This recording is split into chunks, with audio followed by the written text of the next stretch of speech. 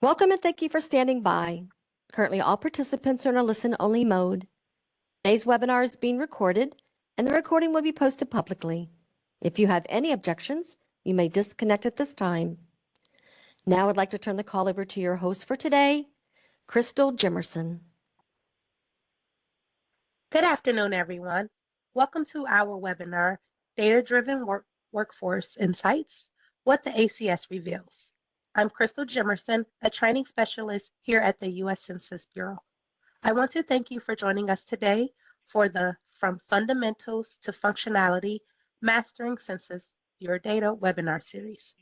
These webinars are a great opportunity for you to learn from our experts about how to access the Census Bureau data, tools, and resources. If you wish to follow along, take a moment now to open an additional browser. You can also register for any of the webinars by visiting census.gov/academy.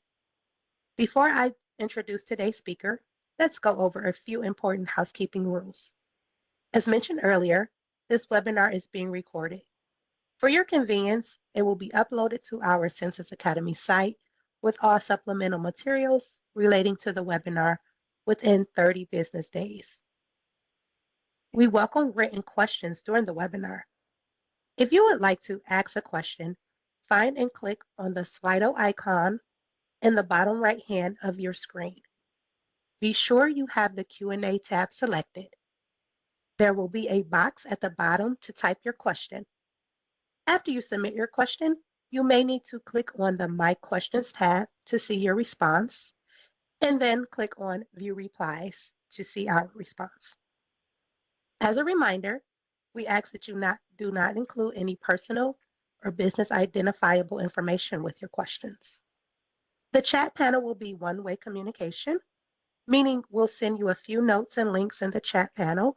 However, for questions that you would like to send us, please use the Slido Q&A. My colleagues will be monitoring the Q&A panel, and as time allows, we will answer your questions directly, or we will share your question with the presenter to respond to during the webinar. If we do not get to all questions with a response during the webinar, we will post the questions and responses with the webinar materials on the census.gov/academy site. As you know, we are in a virtual environment and sometimes technical difficulties might occur. If you are having issues, try a different browser such as Chrome, or consider logging out and coming back into the session. If you are having audio issues, try selecting the computer audio or calling into the webinar via phone. Now I would like to introduce our speaker, Lacey Lofton. Thanks again for being here today. Lacey, you may begin. Thank you, Crystal, and thank you everyone for joining us today. I'm excited to be talking about this topic because it's one that I feel like we don't get to speak about nearly as often as we should, considering the vast amount of data that we have. I'm going to start by just telling you a little bit about myself. I'm a statistician with the U.S. Census Bureau. I've been here for a long time now and have been in a lot of different places, but my job now is focused on disseminating data to the public, local governments. I mostly focus on Texas, Arizona, Nebraska, and Utah, but I'm excited to be here for a National Census Academy webinar. But I'm just one of a big team, and we have a lot of really cool people spread across the country who are focused on different geographies. And so wherever you are, we have somebody that knows your neck of the woods really well and is there to answer any questions that you have specifically about your communities, your area. And we'll share more contact information at the end, but here is the basics. There's a 844 number, Ask Data. You can always call that number if you get stuck looking at anything later on. If you want more information about what data is available or how to access it, you can always send emails as well to censusacademy@census.gov. On our website too, we have a lot of resources that are available all the time. So certainly we have these live webinars. We have a lot of interactive things where you can truly participate, but we have a lot of things that are available to you at 2 a.m. If you wake up and you just desperately want to know about something that the Census Bureau has, we have data gems, which are little snippets that talk about specific things we get a lot of questions about. We have courses, which are like longer format, types of things that cover anything from like ACS to how to use different statistical software to analyze the data that we have. And then last but not least, we have our webinars here. So this one is obviously live. We'll answer any questions that we can during this presentation, but it'll also be recorded.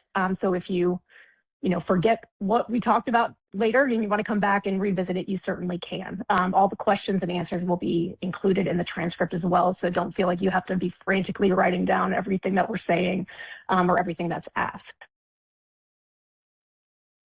Just a quick outline of what we're going to talk about today. So we just spoke a little bit about Census Academy.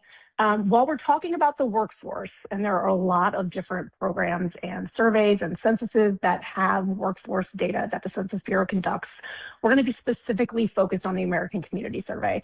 And we'll talk about the American Community Survey so you really understand where this data is coming from. And then, as you probably all know, we're going to be focusing on employment and workforce data. After we go through the basics and talk about, I shouldn't say the basics, once we really take a deep dive into all of this different data that's available, we're going to show you live how to access this on data.census.gov. We'll show you how to build a table, how to access different levels of geography, and we'll go through some basic mapping tools too, which is one of my favorites. Okay, so what is the American Community Survey? For those of you who are new to this particular to Census Bureau data in general, this American Community Survey is our largest household survey that we conduct. It is a survey, but it's a really big survey. So it is a household survey. We send questionnaires or an invitation to respond to about 3.5 million households every single year. And then in addition to households, we also send it to group quarters.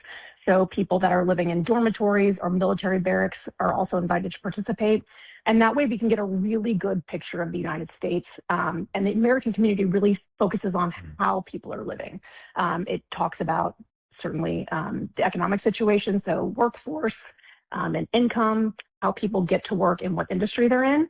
But it also has a lot of different data that you can combine with the information we're going to talk about today. So it has information about family situations and living arrangements. It actually has housing data too. So you can learn about the physical structures that people are living in different areas. So while we're going to focus on workforce and industry and occupational data today, you can definitely join that with other data from the American Community Survey and get a really rich outline of your community. This is something that evolved from the decennial census program. So if any of you remember responding to the decennial census pre-2010, 1 in 6 households got this really long form that asked a lot of questions about, employment, family situations, living arrangements, education, all sorts of different things. We took that part, that long form, and moved it into this separate operation called the American Community Survey. And what's awesome about it now is that we produce data every single year. So you don't have to wait, for 10 years. It can get kind of stale, right? Especially with such a mobile and diverse population nationwide. Being able to produce this data every single year is much better for all sorts of different uses that we'll talk about as well.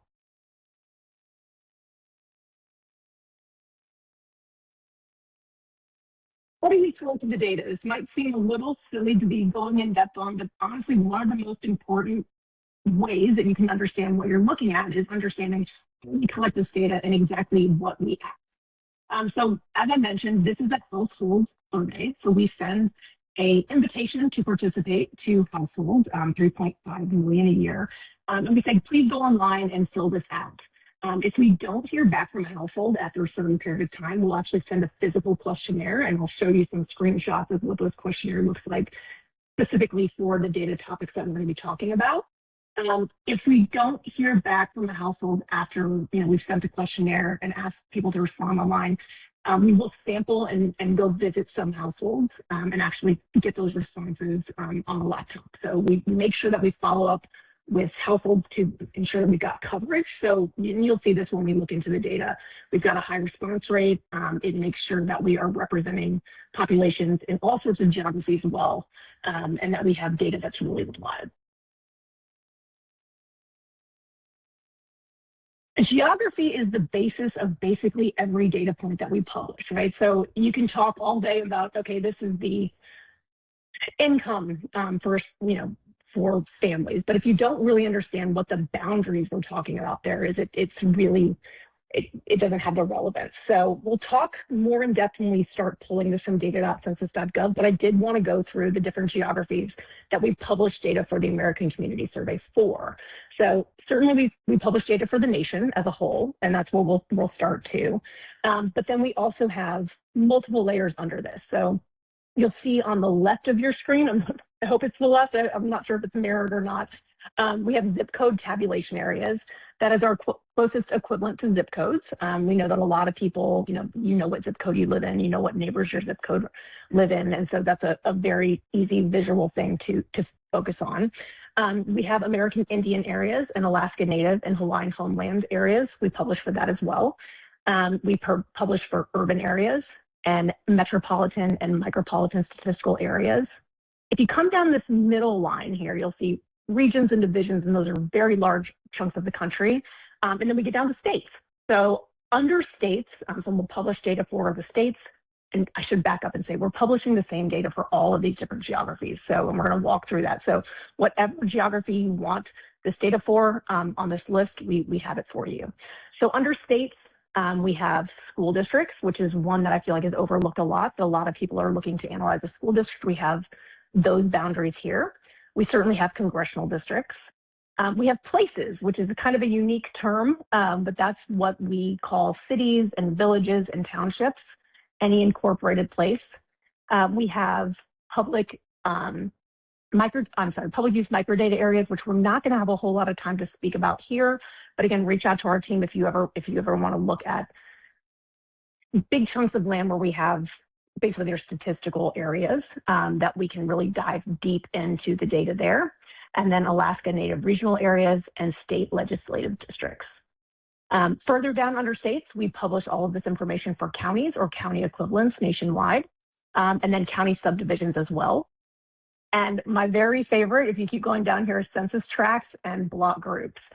These are statistical areas that are maintained by the U.S. Census Bureau, and they have a fairly homogeneous number of humans or households within them. And so it's a really easy way to spatially look at our data.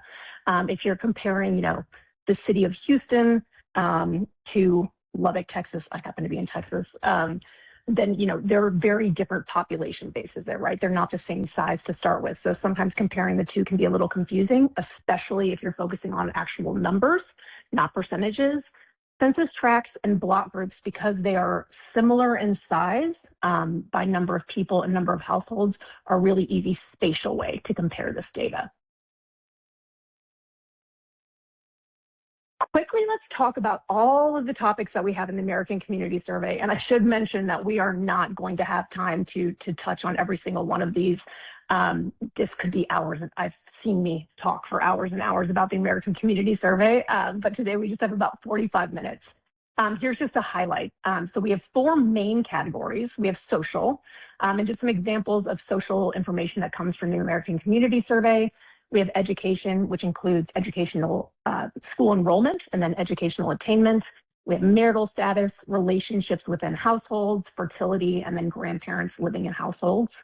On the demographic side, this is going to mirror what we asked in the last decennial census. So in this case, the 2020 census, just some really basic information: sex, age, race, Hispanic origin, and housing units. The bottom left is the economic information, and this is where we're really going to be focused today. So we have information about income, employment, occupation, and how people get to and from work.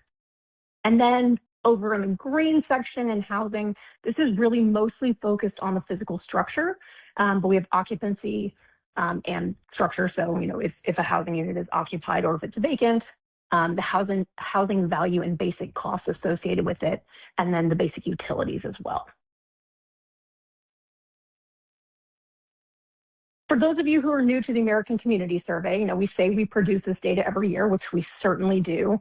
There are really 2 or 3, depending on how you define it, main data releases each year. And depending on where you live and what you're analyzing, you might be looking at, one of these 2 main releases. So we have 1-year and 5-year ACS estimates. The 1 year is just what it sounds like. So this is a reference period. So it's January 1st through December 31st of whatever year that data is accumulated for. So these questionnaires are going out to households every single month, all the way across the country, and then we'll aggregate for 1 year for those 1 year estimates that we release. We typically will release the 1 year estimates in September, and those are great for really getting a snapshot of major population areas, understanding what happened within that year, and seeing changes over time. The 5 year estimates are an aggregation of all of the surveys that we did for that 5 year period. And again, every month they're continuing throughout the country. And so we aggregate every survey that we collected over a 5 year period of time, and then we will release that data as a completely different data set, usually in December. On the next slide, I'll talk a little bit about what areas it's available for. But basically, in very general, very, very high level statements, the 1 year estimates are most current, right? So if you're looking at an area, especially if you're looking to understand how quickly an industry is changing, or if you have an area that has had a major displacement of humans or housing, if there's been something that really would change the data over a 5 year period, it might be something where you want to look at your 1 year estimates because it's really going to contain just that 1 year. For the 5 year estimates, we say they're more accurate and they're more stable. And what I mean by accurate is the margins of error are going to be lower for each of these estimates. And we do produce a margin of error for every single estimate at every single geographic level. So you can look at the data point and decide, how reliable it is, if it's what you're looking for. The nice thing about the 5 year estimates is we produce these for all of the geographies we just spoke about. So if you're looking to compare your zip code to your county to your state, you want to stick with the 5 year estimates. If it's more important to you that you're looking at, what is currently happening and what's really, within the last year happening in your area, you might want to stick to those 1 year estimates. We'll talk more about this later, but basically you want to compare non-overlapping data periods. So I know we're in 2026 right now, but the last data that we released was for ACS was 2024 data. And that means everything that we collected from January 1st through December 31st as a reference point for that entire 2024 year. It takes some time for us to analyze it, get it ready for distribution, and then it's released at the end of 2025. That's very basic, but you want to, for 1 year data, you can totally compare 2024 to 2023 to 2022. If you're looking at 5 year data, you want to wait until the data sets are not overlapping. So right now, for the most recent American Community Survey data release we have, the 5 year data is the 2024 American Community Survey 5 year data, which includes 2024, 2023, 2022, 2021, and 2020. If you want to compare that to the previous, you'll actually want to look at 2019 ACS data, which would be the 2019 and then the 5 years prior. The reason that you want to compare data that is not overlapping is if you have overlapping years in that 5 year data, you're basically comparing just kind of those years that don't overlap, and that's not the best way to look at it. We'll talk a little bit more about that. I know that's kind of an abstract topic, but at least wanted to mention it before we get too far into this. Okay, a couple more caveats here. The 1 year estimates, so if you just want to see 2024 ACS data, are only available for geographies that have 65,000 or more people. And the reason is we just need that large of a population in order to aggregate the data, produce reliable results, and make sure that we're not disclosing any information about a specific household or specific individuals within whatever geography we're producing that for. So 1 year estimates only available for 65,000 or more. We have some supplemental 1 year estimates that are available, but basically basically for every geography we talked about, those 5 year estimates are available. We'll produce these estimates all the way down to the block group level. For me personally, I love sticking to the 5 year estimates simply because it'll kind of break your heart if you spend a lot of time, looking at data for your county or your state, even if you're looking at that 1 year estimate, but then say you want to come compare it to your zip code and it doesn't have enough people. you kind of have to go back to the starting point. So if you stick with the 5-year estimates, they're really reliable. The margins of error are smaller, and you can always bring in different geographies to compare the data with. Okay, so hopefully you're all here because you want to know about employment and workforce data. We're going to talk in very specific terms about what is asked on the ACS and the data that results from the questions that we ask. We're going to go through each of these questions one by one. But also, I think, Crystal, if you don't mind dropping in the chat every single question that we ask on the American Community Survey and why we do. As I mentioned, one of the best ways to really understand the data that you're looking at is going back and looking at the exact question that we ask and why we ask it, and then understanding how we ask it. And then when you see the data that results, it's a lot more clear, understanding where that data came from. Okay, the very first one we ask about employment and work status is, truly employment and work status. So we have, in the last week, did this, whoever we're asking the question to, did this person have a job or a business? So we're basically looking here to see who's participating in the workforce. This is your very basic high-level information. And then in the last week, did any work for, any pay or any hours? This is where you get your unemployment rate numbers from, your participation in the labor force numbers from, and some of your basic ratios.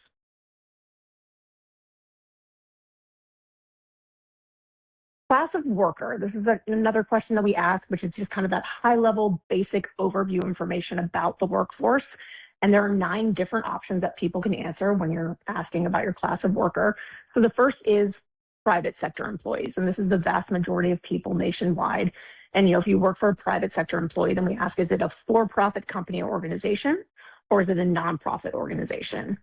Next, we have a question, if you're a government employee, are you a local government employee, a state government employee, active duty, or a federal government civilian employee? Last but not least, we have self-employed or other. This is anybody who owns their own business. We have the option for people that are owner of a non-incorporated business, owner of an incorporated business, or works without pay for a for-profit family business or farm, but you have to have worked at least 15 hours. So we're just getting very basic information, very high-level information here to see where our workforce is and how it's distributed nationwide. Okay, now it gets more interesting. So now we're looking at industry specifically. So we ask where you work, and then we ask what type of business or industry was this. So there's 4 main categories here, and then there's a lot of subcategories under them. So within the industry codes, there are tens of thousands of them, but we're just going to do high level. We're going to stick to high level information here. So we ask, were you within manufacturing, wholesale trade, retail trade, or other? And then you'll see how we get lower and lower in these different categories, and so you can really do an analysis for lower level geographies and really understand more details about the workforce in your area. Next, we have occupation, and I love this question because I have a 4th grader. Well, I'm sorry, he is now a 5th grader. He finished 4th grade last year. My son just did, and I loved this question. So the question we ask is, what is this person's main occupation? So for example, you can say you're a 4th grade teacher, and then describe the most important activities and duties. This one's something, both of these are write-in questions, and so we will ask you to define it for yourself, and then, we'll go back and add codes, and I'll talk about that in just a moment. But so if you say you're a 4th grade teacher, you might then write in that you instruct and evaluate students and create lesson plans. I felt like that was such a succinct, easy definition for what 4th grade teachers do, but that is how the questions are asked, and then it's literally a write-in section. What we do with the information we capture from this question is we have a whole team at our National Processing Center who will go look at all these write-in entries and then assign codes to them based on this so that we can then tabulate the data effectively. For our occupation codes, we have almost 600 different codes that they can be assigned to. And so again, you can see down to a very low level what people nationwide are doing, and then to these large geographies, exactly what their occupation and then also what their job descriptions are. Commuting, one of the questions we ask is, how do you get to work every day? Like I mentioned, I live in Texas. Most people here are driving a truck, so that's one of the options here. But we have a lot of different ways that people are getting to work across the country, right? So we have, we ask if you drove alone, if you carpooled, if you use public transportation, taxi or rideshare, if you bicycled, walked, or worked from home. I do want to point out this is one of the data points that I still, after 25-ish years, get confused about every now and then looking at it. This is only how people are getting to work. So it's not how they are, this is not a way to tell if people are able to get to the grocery store or to get to the doctor. This is just how people are getting to and from their place of employment. But it's really fascinating to look at how different it is across the country, how people get to and from their place of employment.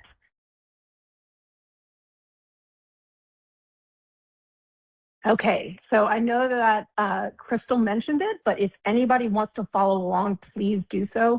We are going to go straight into data.census.gov, which is our main platform, which houses the vast majority of the data that we produce, and certainly houses the American Community Survey data. We're going to look at how to basically pull a table for the United States and look at industry and occupation and commute to work, all of that information that we just walked through.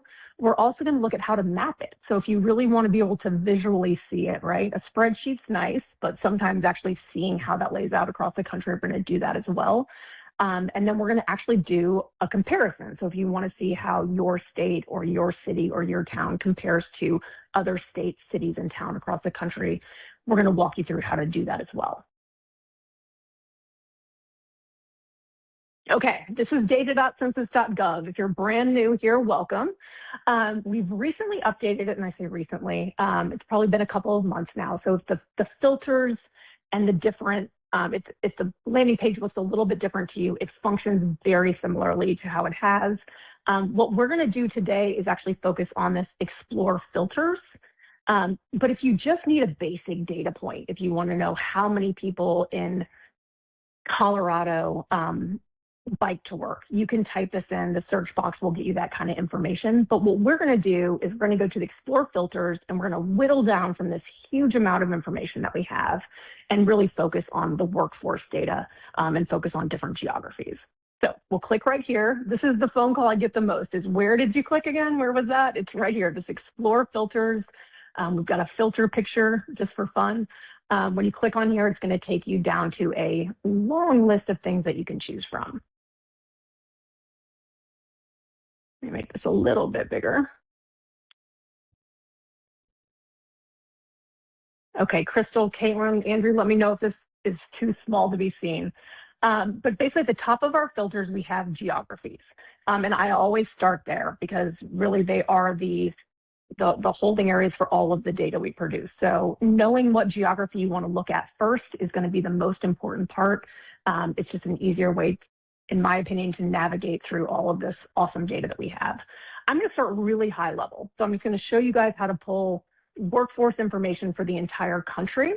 And then we can start going to lower levels. We're going to start by building a table just of workforce for the United States. So we click on nation. There's only one option here, but you still do have to go and click on this checkbox. As you just saw, it's popping up right here. Whatever you select, whatever you actually click the checkbox on, it's coming up under your filters. Keep an eye in this section. There are oftentimes still where I think I clicked on something, but I didn't actually do it. There are plenty of times where I clicked on something I didn't mean to. Your results are going to be filtered based on whatever is actually in this area. So you just want to make sure that you've chosen what you meant to. Otherwise, your search results will confuse you. Okay, so we're going to start with the United States, and then we're going to scroll down. Next is topics. Employment. Not a shocker, right? That's what we're here to talk about.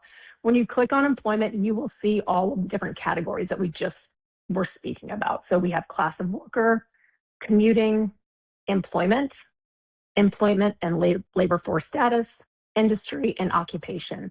Work from home is kind of a little bit of an outlier here. It doesn't have the information that covers the country as completely as these other areas do, but we can certainly talk about that one as well.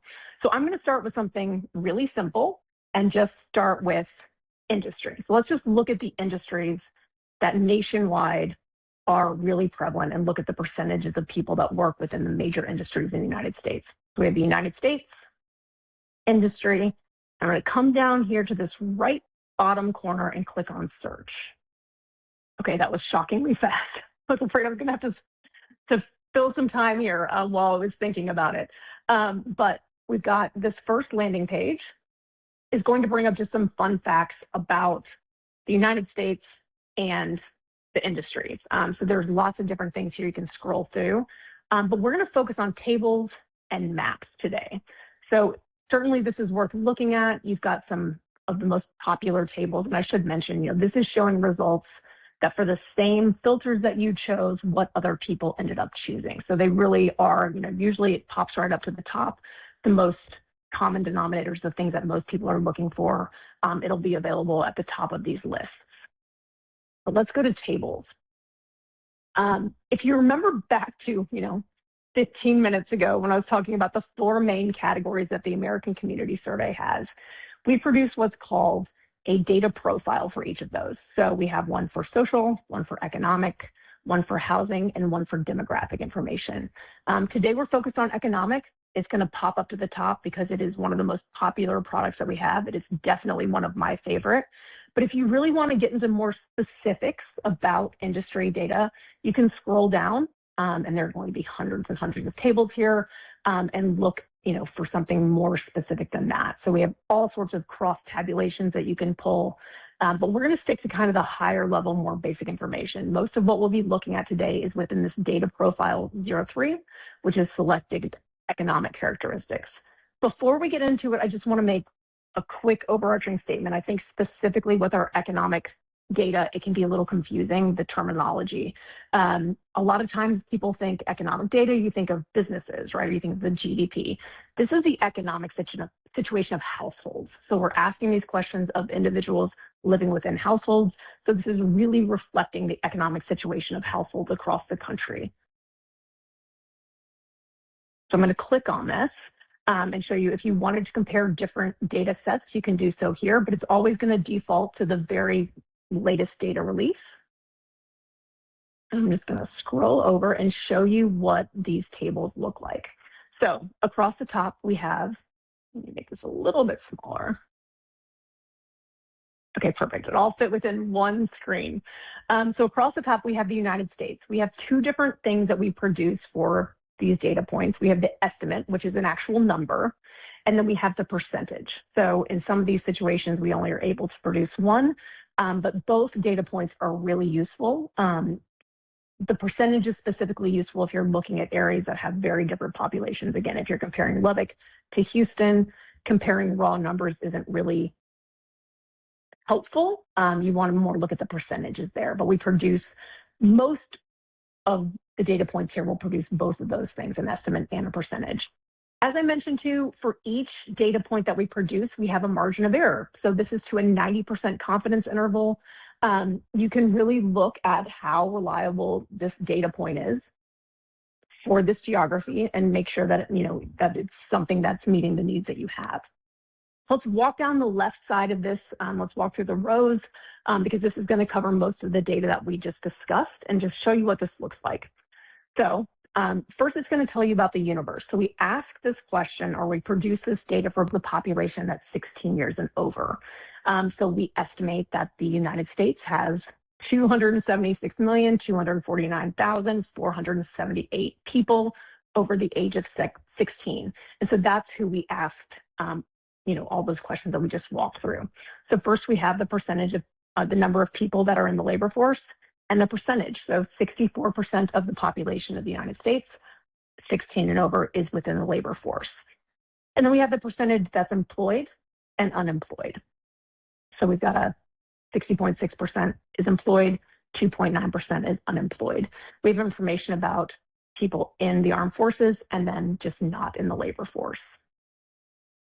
As we scroll down, we'll see civilian labor force. and then the unemployment rate specifically there. And then we have some information that's broken down by sex. We have some information here about families and living situations within households. This is really useful information if you're looking to understand, what families might need help with childcare or things like that, because both parents are in the labor force. And you can look at ages of children. That information is here.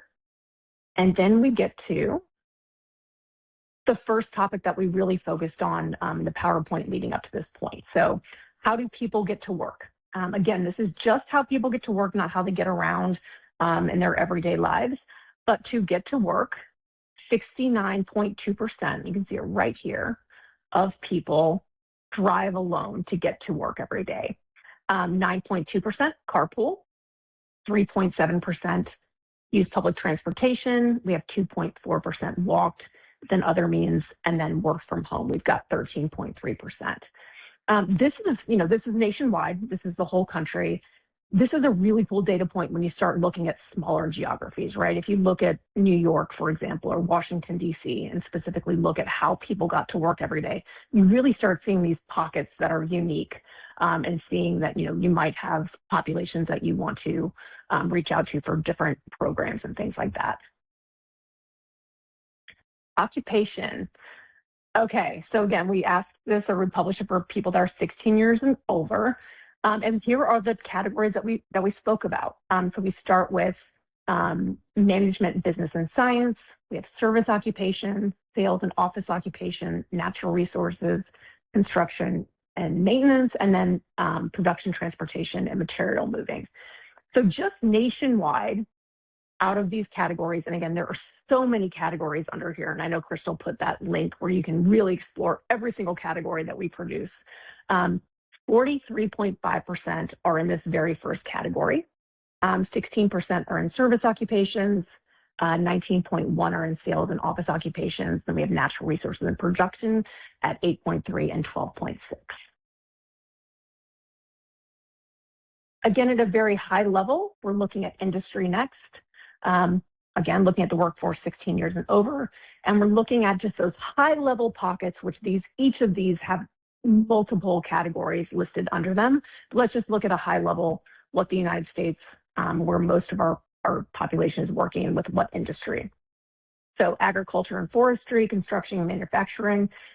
If I scroll down just a little bit here, you'll see our highest number here is educational services, healthcare, and social services at 23.8%.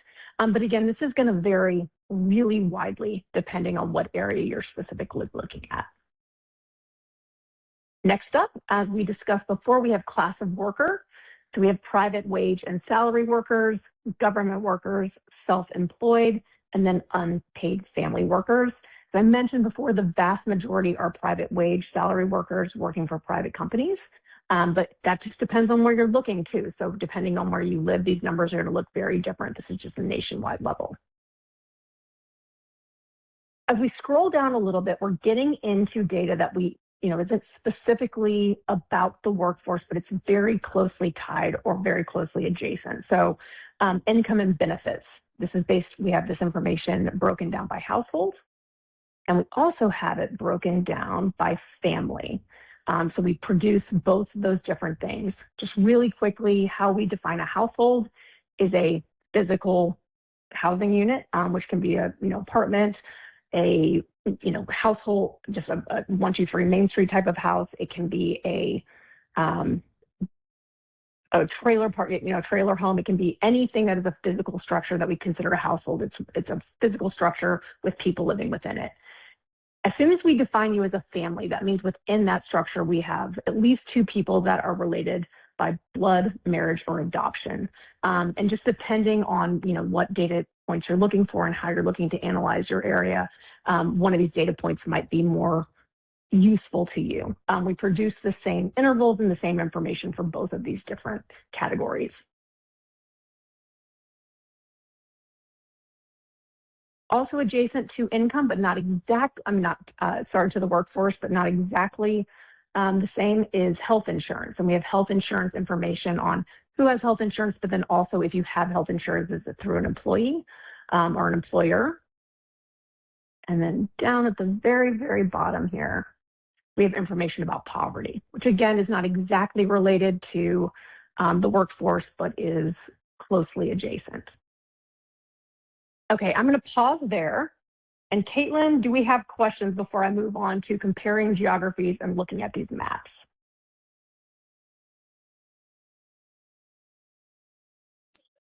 At this point, we have one question from Manisha, and I apologize if I butchered your name. But they're looking for the work from home data in a specific place of Rockville City, Maryland, and they were unable to find that. If you have the time to do that, otherwise we are researching in DCG ourselves to get that answer. I love how specific that question is, and it's very well laid out too.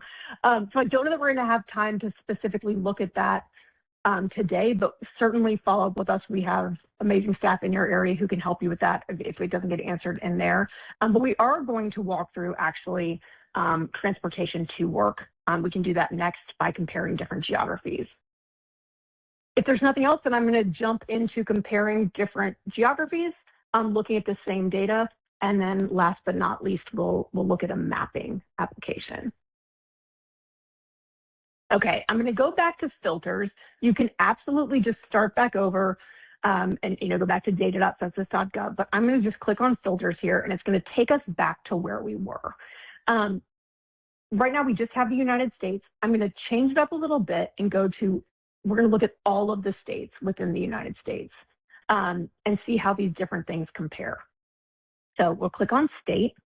And the nice thing is, and this saves so much time, you don't have to click on every single state. You can if you just want to choose some, if you just want to choose your region or whatever your specific area might be. But you can also click on all states within the United States. And it's going to pop right up here. And then if we scroll back over, we're going to look at this same data product. So DTO3 for selected economic characteristics. But let me show you how this table is laid out. So it's the exact same things through the rows here. But if you scroll over, and of course my browser is not showing me, there's not an arrow, but alphabetically across the top, it'll have all of the states. So you can download this, which is usually how I end up looking at it, by coming up here, clicking on download. There's 3 different ways you can do it. I usually use Excel, download an Excel format. It makes a really nice 2-tab document telling you where the data comes from, and then also giving you a really nice table of each of these states compared to each other with all of these different topics. You can also do a CSV, depending on if you're going to pull this into something else. Sometimes this is the easiest format. And then we have a zip file as well, which is the only of these files that actually has GeoID. So if you're looking to join this with some type of GIS software, this is going to be your best bet. I'm not going to download this because it'll take longer than it's probably the attention span of you guys watching from home. It's like paint drying, but more boring. But since we have this up, I wanted to show you guys what the mapping capabilities are. So we've gone through the different topics here and the different data that's available. This was that first one with the overview. Here are the tables where we spent most of our time. And let's look at the maps. Okay, so the country is massive, right? So a little bit you do have to scroll if you want to make sure that you can see Hawaii and Puerto Rico. There's just a whole, you have to really kind of scroll around. I'm going to stick to the continental United States, not because it's most important, but just because it's the easiest way to display this data in this specific format. But here you just say in labor force. So if you wanted to just start with the labor force nationwide and look at comparing states, this is the default that it's going to come to here. But what's really cool about this mapping is every single thing that we just went through on those rows is already built into this map. And so you can just scroll down and choose whatever data point you want, and it'll repopulate the map based on that specific data point. As I mentioned earlier, we've got both numbers and percentage. So right now it's going to default to percentage, but if you want to know the number, so say if you want to know the income of family or household, you might want to go to number. For most comparisons among states, because the populations are so different, percentages are going to be a great bet. But let's look at how this actually looks in practice, okay? So let's look at the percentage of people that are in the armed forces nationwide. And this is where it starts to get really, where you start seeing really different numbers in the data. So the darker the shading of the state, the larger percentage of the people that are in the armed forces. But I want to remind you, that we're looking at this at a very high level. You could go look at this within Virginia, and I've actually done that, and it's really fascinating to see where people in the armed forces live, and you can really kind of tie it to where some of the major hubs are. You can do this for all of the different classes of workers that we've talked about. I'm going to show you another example. If we scroll down a little bit more, I passed it, sorry. If we want to look at the unemployment rate for the civilian labor force, it's going to repopulate the map here too. I should point out as well that if you want to take a deeper dive and look at a state, so let's say we want to look at California, and so we have the percentage of unemployment is 5.9%, but you can also click on view profile, and it's going to take you back to an overview, but it's going to include the information we were just looking at, the employment rate, income, poverty, things along those lines. So it's a really easy tool to use. You can kind of click around and find your footing and hopefully find what you're looking for.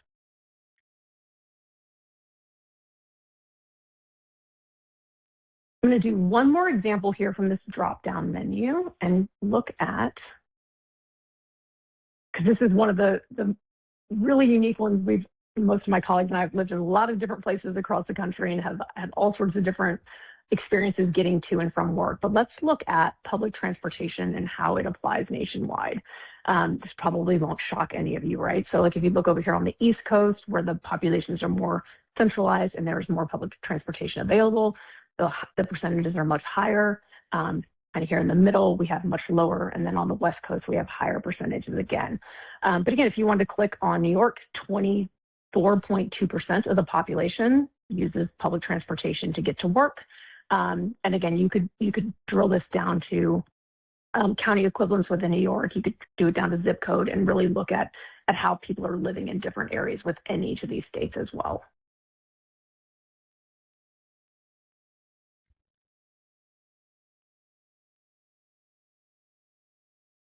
Okay, I'm going to spend about 5 more minutes walking through one more example of how you can pull this data within data.census.gov, and then we're going to spend some time taking questions. But I want to assure you, if we don't get to all your questions today, we will make sure that we answer them either by reaching out to you directly or posting them with this webinar and the transcript afterwards.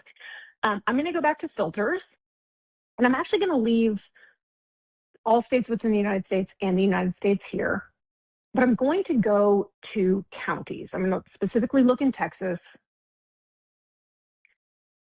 Scroll down here and just keep adding it because it's really good to have those baselines, right? It's great to know, it's one thing to know that 50% of people in an area work in agriculture, but if you don't really know what that compares to nationwide or at a higher level geography, that data point doesn't mean as much. So we're going to leave all states within the United States. We're going to leave the United States, and I'm going to scroll down to Texas.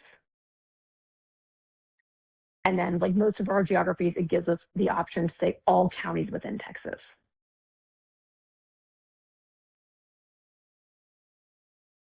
This is going to take a minute, fortunately. Texas has 254 counties. It's a whole lot of counties, and we're just downloading here. This is actively pulling from our API. So these are not stagnant files. They are being pulled, and they will pull whatever the most recent data release is. You will get this notification often, but it'll say the table is too large to display. If you scroll down just a little bit and you say open the table, it'll open the table for you anyway. We just make you work for it just a little bit. So just looking at this table and the layout, across the top we have the United States. And then we're going to list every single state across the top. And then we'll get to the far right. It's going to start with your bigger geographies. And then here we go. We're going to get to Texas, and it's going to have every single county listed in Texas with all of the same rows of data that we had as well. So what's great about this is if you really want to understand, okay, we're going to look at counties. within Texas, and we're going to see what the different industries are, the different ways that people get to work, the different occupations that people have. But you can really do this comparison where you can get a really rich view of what that is. But you can do it to a much lower level geography as well. You could do this down to the census tract, which is around 4,000 people within whatever neighborhood or area you're in, and really see those different pockets of different industries and occupations, how people get to work, class of worker, all of this stuff. So that's the table. Let's go to maps. So it's going to have the whole country, but we're going to zoom in to Texas. And again, it's going to default to the percentage of people that are in the labor force. But again, we can go back to the entire list of all of those different categories that we talked about, and we can scroll through.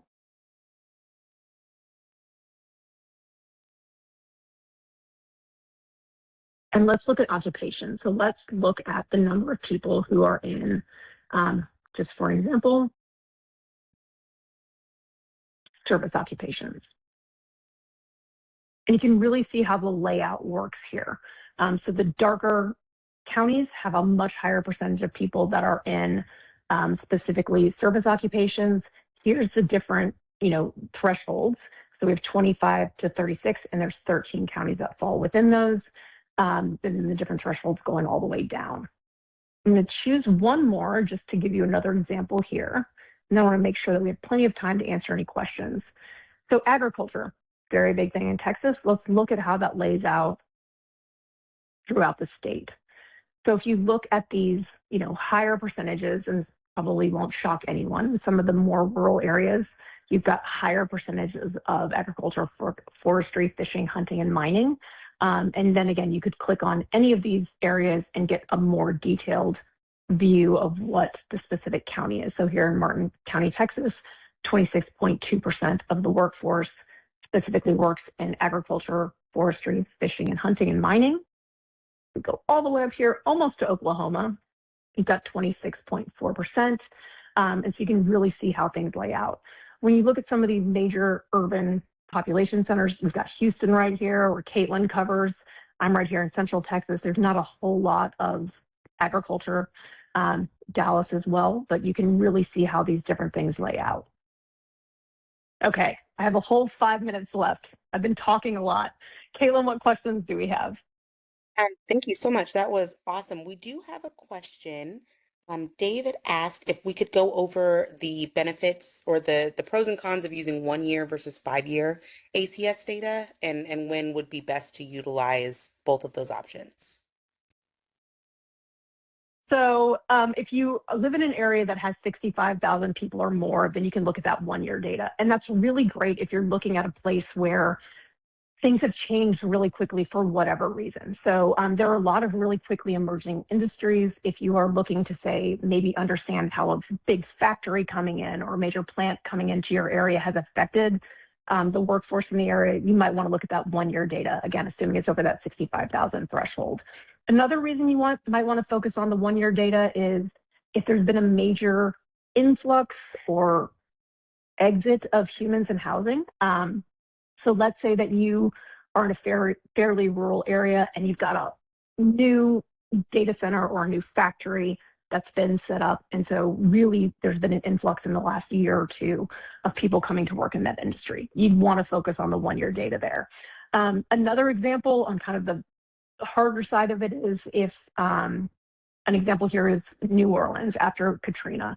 If you really wanted to look at how businesses changed after there was a mass exodus of humans, but also the housing stock was really devastated during Katrina, you might want to look at that 1 year data too, because if you look at that 5 year data, it's kind of normalizing information where you probably want to see the changes over one of those major events. COVID was another one, right? I mean, it's amazing how recent that is, but it sometimes feels far away. If you wanted to look at your area and say, okay, how much did our industries and our job descriptions change when we had this major disruption in social layout? You might want to look at that 1 year data. The 5 year data is going to be easiest for comparison because you can always take those bigger geographies and compare them to smaller geographies. And it's also just more steady. The margins of error are lower for 5-year data just because we have a bigger sample that we're pulling from. But that would be those would be my main caveats there. What else, Caitlin? I will not put myself back on mute. Awesome. Thanks so much, Lacey. We have one more with our time that we have left while we're working on the questions in the background. But the last question that we have is, do you have any information about how people travel when it's not related to employment? We get that question a lot. So yeah, the data here is specifically about getting to and from work. But we do have, even within the ACS, other information about people's access to vehicles. And we get this question a lot.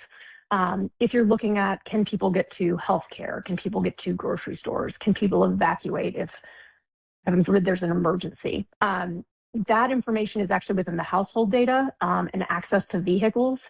And it's a hard one to kind of wrap even my head around after doing this for a very long time. This is just commuting to work. Access to a vehicle is where you'd want to look if you're looking at, do people have access to a car for other purposes, or how they might be getting around in their everyday general lives. We've got a whole 30 seconds left. Is there anything I can answer quickly? So on our end, Lacey, we are finishing up our individual responses to our audience now. And I promise if we didn't get to you, we will. We'll get back to you either individually or when we post this transcript, we'll make sure that we answer all of your questions. And we're excited that you are here, and we're excited by the questions that you're asking. We love the engagement. So with that, Crystal, I will turn it back over to you. Thank you, Caitlin. Thank you, Lacey. Thank you for this informative presentation. I will say the demos are always my favorite, as they provide that direct way to access and use our data, and you certainly achieve that with our available employment and workforce data. So thank you. Before we conclude, I'd like to thank everyone who played a part in today's role. We thank our audience for spending your time with us this afternoon. We are very interested in hearing from you on how we are doing. Please take a moment to fill out the evaluation that will appear once you exit the webinar. That brings us to a close. Thank you again. Have a great afternoon.